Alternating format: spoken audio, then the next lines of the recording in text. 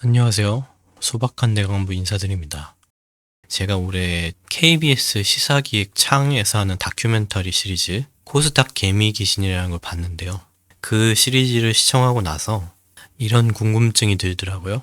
한국 거래소 상장사와 그다음에 임원들 간의 관계 네트워크가 있고 상장사들의 특정 사건들 있잖아요. 사건들을 종합해서 살펴보면 문제가 될 수 있는 상장사들을 좀 찾을 수 있지 않을까, 이런 접근법, 기본적으로 네트워크를 분석하는 접근법을 사용하고 있고 상장사의 특성을 취합해서 정량적으로 판단한다라는 점에서 저도 공시된 자료를 가지고 해볼 수 있지 않을까 이렇게 생각을 하게 됐고, 그래서 실제로 KRX 상장사랑 임원 네트워크에서 만들어 보고 나서 그다음에 이거를 이제 네트워크 분석 도구라고 부를 거고요. 이게 개인 투자에 도움이 될까 한번 그냥 생각해 보려고 해요. 그러니까 이게 막 정말로 좋다 나쁘다 뭐 이렇게 잘 모르겠고요. 네트워크 도구를 만든다면 이게 개인 투자에 도움이 될 것인가에 대한 운을 띄워보는 거죠.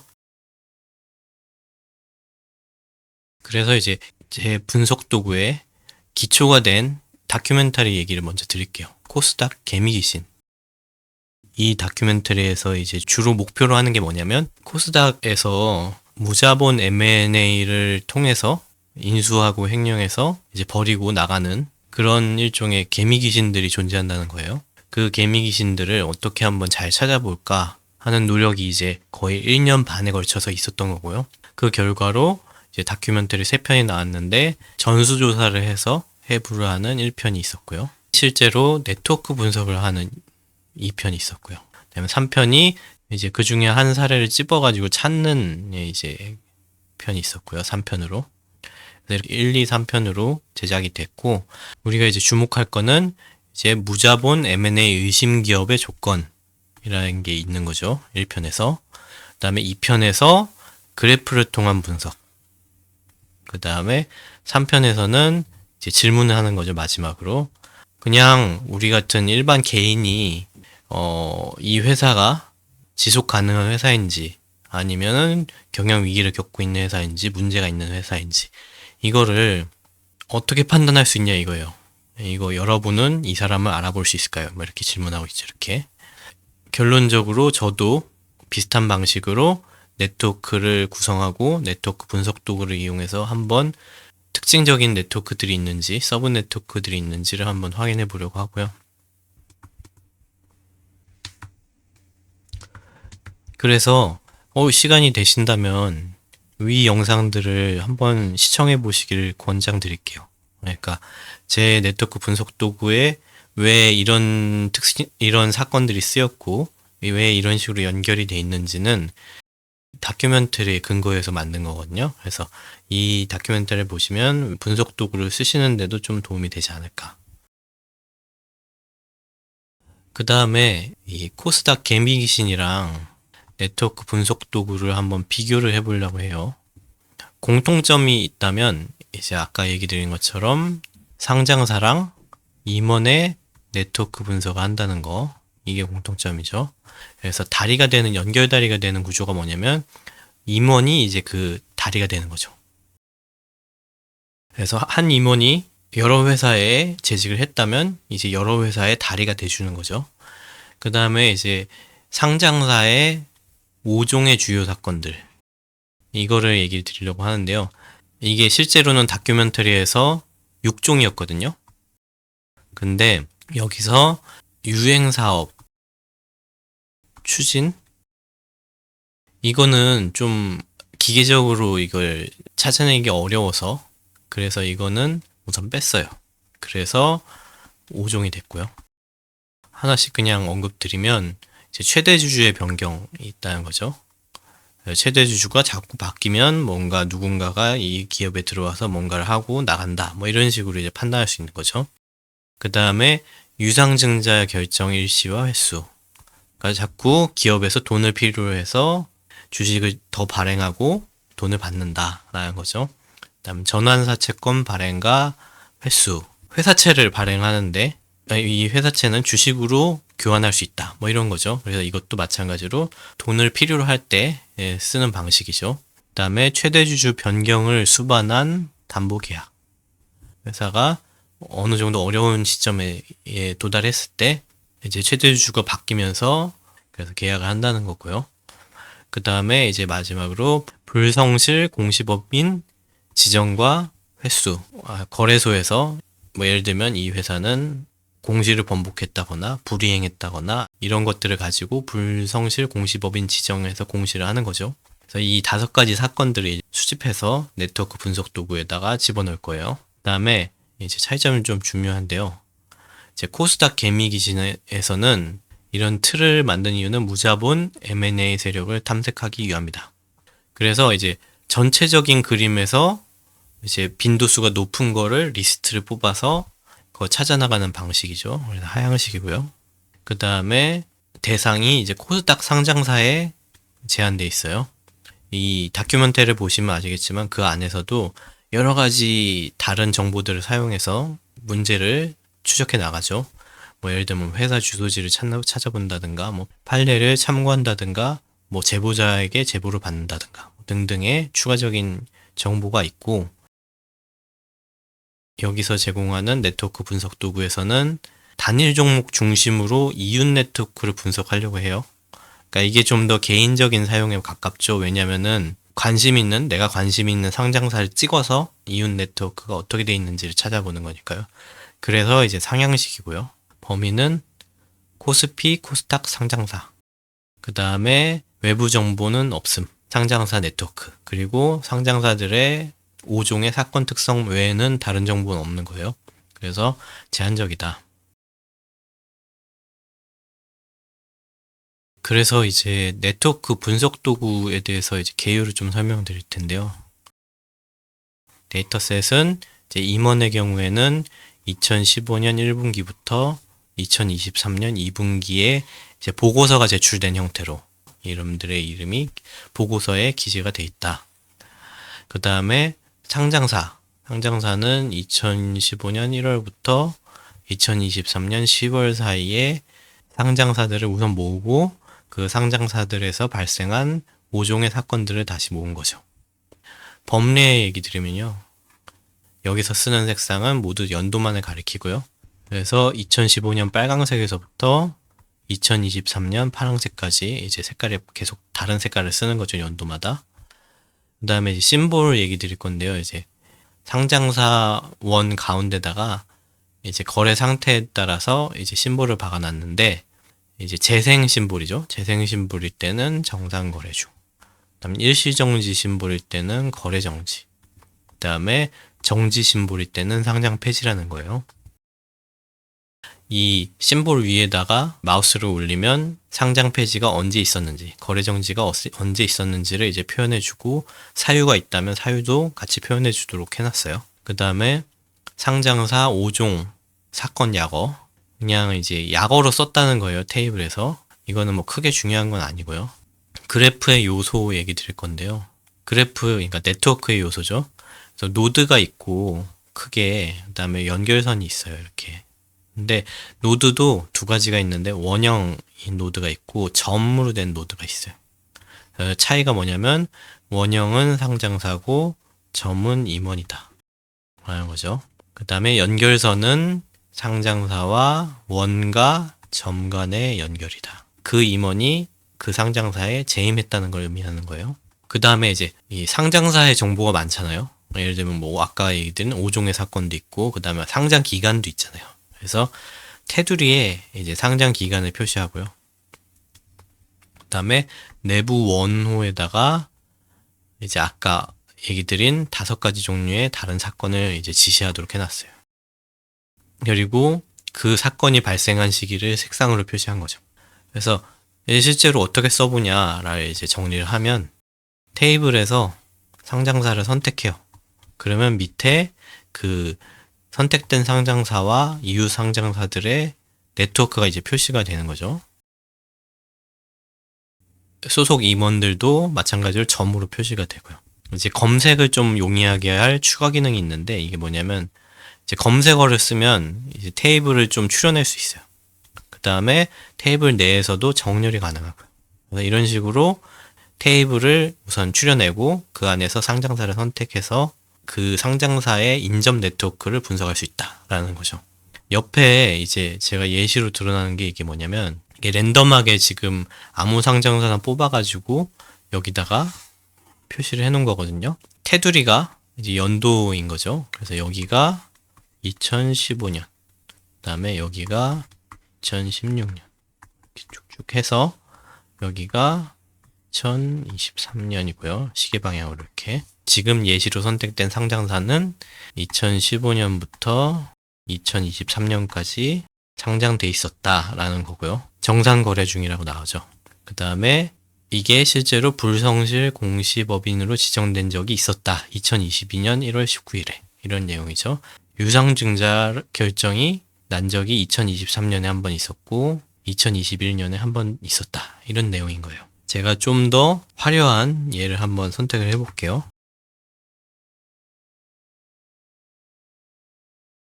랜덤하게 한번 선택해본 이 상장사를 살펴보면 2017년부터 2023년까지 상장돼 있었고, 그 다음에 현재는 2022년에 거래 정지가 됐네요. 그죠? 2022년 3월 24일에 거래 정지가 됐고, 그 다음에 이제 이 안에 있는 원호 있죠? 원호의 방향이 여기가 최대 주주 변경, 그 다음에 여기가 유상증자, 그 다음에 이 파트가 전환사채, 그 다음에 이 파트가 최대 주주 변경을 담보로 하는 계약이 있었다는 거죠. 그 다음에 이 파트가 실제로 불성실 공시 이렇게 되는 거예요. 그래서 이 각각의 파트도 이제 마우스를 갖다 대면 언제 최대 주주 변경이 있었는지 이런 걸 이렇게 보여주는 거죠. 마찬가지로 불성실 공시가 언제 있었는지, 공시 번복이 3번 있었네요. 그다음 불성실 공시가 언제 있었는지, 공시 불이행이 2건 있었네요. 그리고 최대 주주 변경을 수반하는 주식담보 제공 계약 체결이 2022년에 4월에 있었네요. 이런 식으로 이제 회사의 주요 사건들과 회사의 상장 기간, 그다음 회사의 현재 거래 상태를 이 원 하나 안에다가 다 표현해 놨다는 거죠. 그래서 이 원을 보면 회사의 상태를 어느 정도 짐작 가능하다라는 거예요. 그래서 이런 식으로 이제 우선 그 원, 상장사를 표현하는 원에 대해서 설명을 드렸고요.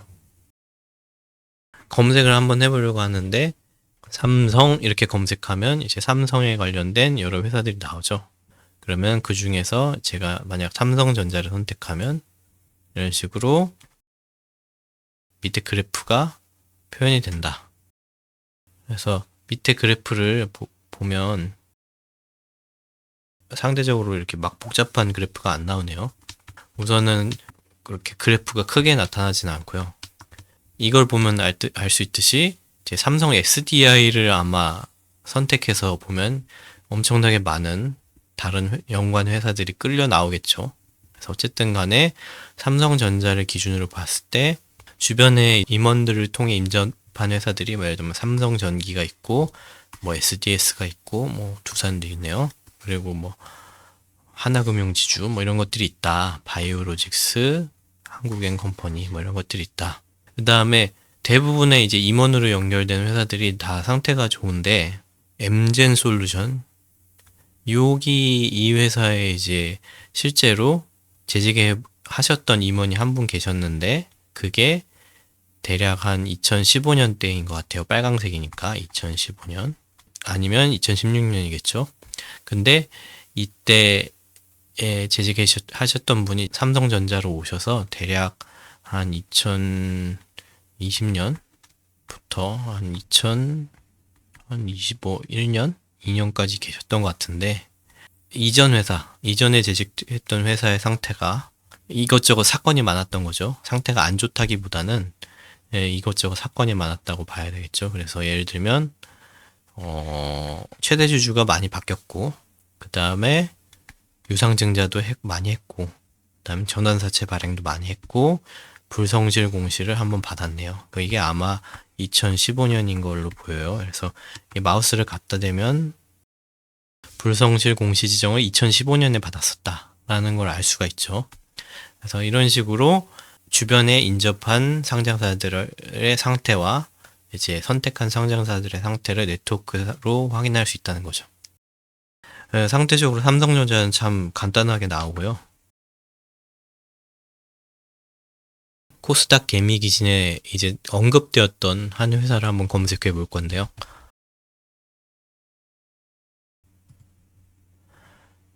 자, 이렇게 회사가 나왔고요. 이제 조금 그래프를 정리를 할게요. 너무 이렇게 뭉쳐 있으면 보기가 안 좋으니까.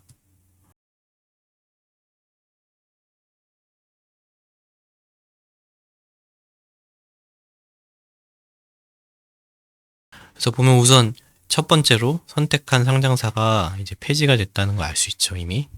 상장사가 폐지가 됐고, 상장사 폐지 날짜는 2023년 5월 8일이었다. 2023년 5월 8일이었다. 라는 거 알 수 있죠. 그 다음에, 이제 주변에 인접한 상장사들의 이제 사건들이 많이 발생하죠. 이제 공사 다망하다 약간 이런 느낌이죠, 보면. 이렇게. 그래서 주변에 인접한 네트워크에 있는 곳들에 거래 정지가 된 것도 있고, 그 다음에 이미 상폐가 된 게 있고, 그 다음에 상폐가 되거나 거래가 정지된 회사들에서 5종의 사건들에 속하는 수많은 사건들이 발생했다라는 거 알 수 있죠. 그래서 이런 식으로 내가 알고 싶은 상장사에 대해서 지금 상황을 어느 정도 추정해 볼 수 있다는 거예요. 어떻게 연결이 돼 있나, 어떤 다른 상장사들이랑 연결이 돼 있나도 추정해 볼 수 있고요. 그래서 하나만 더 해보자면, 여기 아까 테이블의 정렬을 사용할 수 있다고 했잖아요. 그래서 불성실, 공실을 많이 한 회사를 한번 찾아볼게요. 그래서 불성실, 공실을 8회 했던 회사, 이거를 선택해보면 복잡하죠. 여기 우선 선택된 회사가 있고요. 그거와 연결된 수많은 회사들이 나오는데, 네, 여기서 제가 얘기 드릴 수 있는 건 뭐냐면, 우선은 인접한 회사들의 수많은 5종의 사건들이 있었다라는 걸 알 수가 있고요. 두 번째로 네트워크가, 그러니까 건너면 수많은 회사들이 딸려온다는 거죠. 그러니까 이렇게 지금 예로 든 것처럼 인접한 상장사들이 많은 상장사도 있고, 물론 인접한 상장사가 적은 상장사도 있겠죠. 뭐 한두 개인 정도. 그다음에 아예 독립적인 상장사도 있을 거고요. 인접한 게 없는. 근데 이제 그런 것들을 건너 다 묶으면 엄청나게 큰 네트워크가 돼서 그걸 눈으로 보면 이제 평면에다 눈으로 그려서 확인하는 게 거의 불가능할 지경이다라는 걸 얘기 드리고 싶은 거예요. 생각보다 많은 상장사들이 결국에 연결돼 있다라는 거 얘기 드리는 거고요. 이 불성실 공시를 많이 받은 이 회사에 인접한 회사들도 상대적으로 사건 사고가 많았죠. 그죠? 이런 5종의 사건에 대해서 공시가 많은 회사들에 대해서는 조금 주의해서 투자할 필요가 있다는 것 정도는 생각해 볼 수 있는 거죠. 거기 투자를 하지 말라는 얘기가 아니고요. 주의해서 투자해 볼 필요가 있다라는 거죠. 우선 여기까지 예시로 들어드렸고요. 그래서 마지막으로 이제 참고사항을 얘기 드리려고 해요. 데이터 생성과 관련해서는 이제 임원은 이름, 생년월일, 성별이 같으면 같은 사람으로 간주했어요. 근데 혹여나 같은 이름에 같은 생년월을 가진 사람이 있을 수 있죠. 이게 일이 아니구나. 같은 생년월을 가진 사람이 있을 수 있기 때문에 그 경우에는 이제 잘못 분류가 될 수 있어요. 가능성이 있다는 거.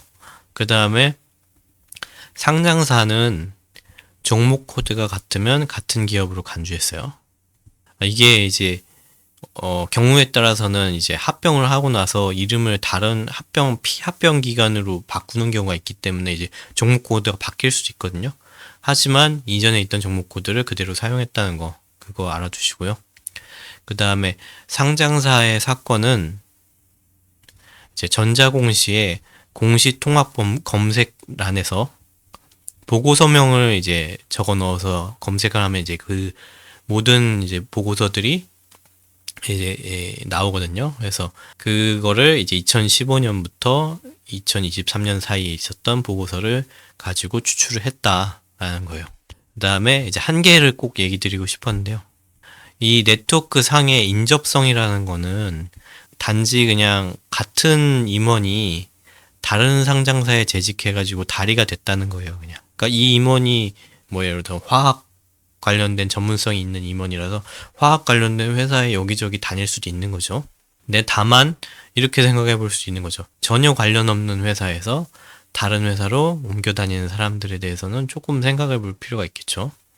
그 다음에 99%의 코스닥, 코스피 상장사가 다 건너면 연결이 돼 있다라는 얘기를 드리고 싶어요. 그러니까 합쳐놓고 보면 엄청나게 큰 규모의 네트워크가 하나가 존재하고 나머지 이제 조그만 네트워크가 한 20개 정도 존재하는 형태로 이제 네트워크가 형성된다.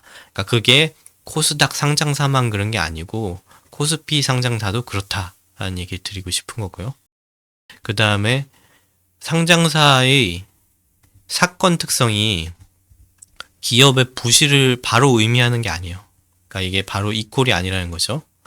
그래서 예를 들면 상장 폐지의 중립적인 사례들이 있어요. 인수합병을 통해서 한쪽을 상장 폐지한다든가, 아니면 코스피 시장으로 이전 상장한다든가, 아니면 모기업의 자회사가 완전 자회사가 된다든가, 뭐 등등 여러 가지 중립적인 사례들이 상장 폐지에도 존재하고요.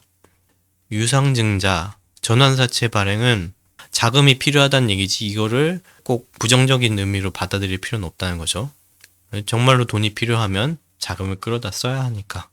최대 주주 변경, 이것도 뭐 예를 들면 뭐 경영권을 이전해가지고 이 회사를 쇄신할 가능성이 또 존재가 하는 거죠.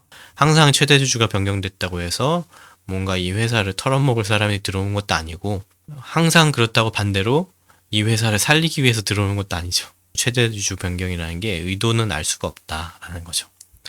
그 다음에 불성실 공시. 이거는 추후에 증거를 제출해서 소명하는 사례들이 존재하니까 불성실 공시를 받았다고 해서 이 회사가 완전히 문제가 있는 건 아니다라는 거죠.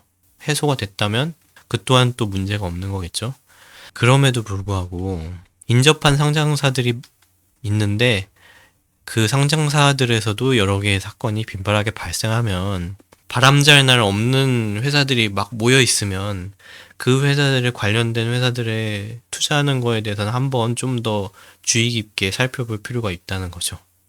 그래서 본인이 투자하는 상장사가 있고, 그래서 그 상장사의 네트워크를 한번 살펴보시고 그걸 가지고 이제 투자의 근거로 활용하시길 바라는 거죠. 오늘 준비하는 내용은 여기까지고요. 꼭 기회가 되시면 투자하고 있는 상장사라든가 아니면 앞으로 투자 예정인 상장사에 대해서도 이 분석 도구를 통해서 한번 살펴보시기를 추천드립니다. 이상입니다.